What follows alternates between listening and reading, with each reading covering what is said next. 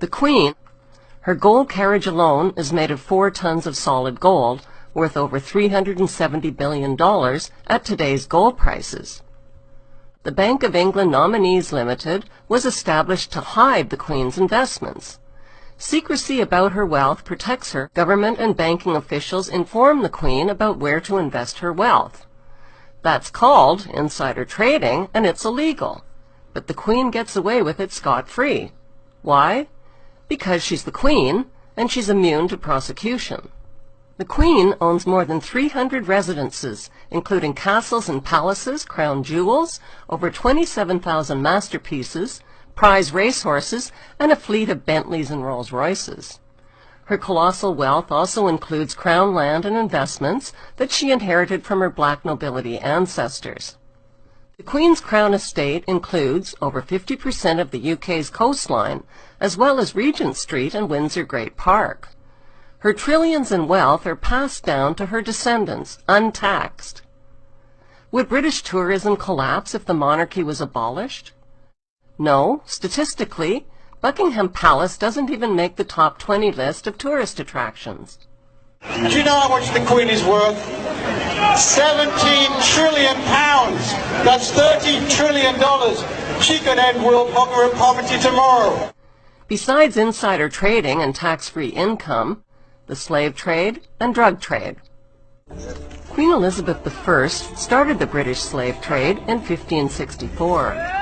As head of the Church of England, her slave trading of African blacks upset the moral foundations of the Church. Queen Elizabeth II is now head of the Church of England. 200 years after the slave trade was abolished, the Church was pressured into confessing its horrific crimes and apologizing for profiting from the African slave trade. At first, the Queen and the Church only admitted to owning slaves and plantations, but the public soon discovered that the Church had given their blessing to something far worse. The Church had approved the beating, mutilation, rape, kidnapping, and murder of tens of millions of Africans by declaring that Africans had no soul.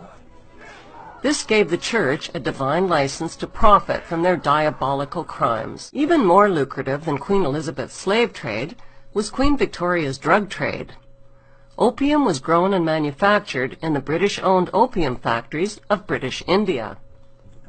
China banned the importation of opium, but once the British monarch secured a drug trade monopoly, over 17,000 illegal chests of opium worth millions were forced onto the Chinese population.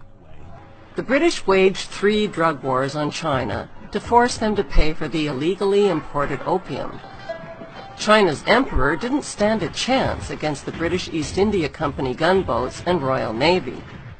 The British destroyed, plundered, looted, and raped their way along the coast of China until there was nothing left to loot or plunder. On August 29, 1842, the Treaty of Nanking forced the Chinese government to pay £15 million to the British merchants to open up its ports to opium trade and to cede Hong Kong to the British. This was the ugly origin of Hong Kong's 155 years as a stolen British Crown colony. There are people who believe that they have a God-given right to rule over others. They believe that their outward appearance is superior to all others. They harbor selfish ambitions to be rich and to have power over what they describe as common people.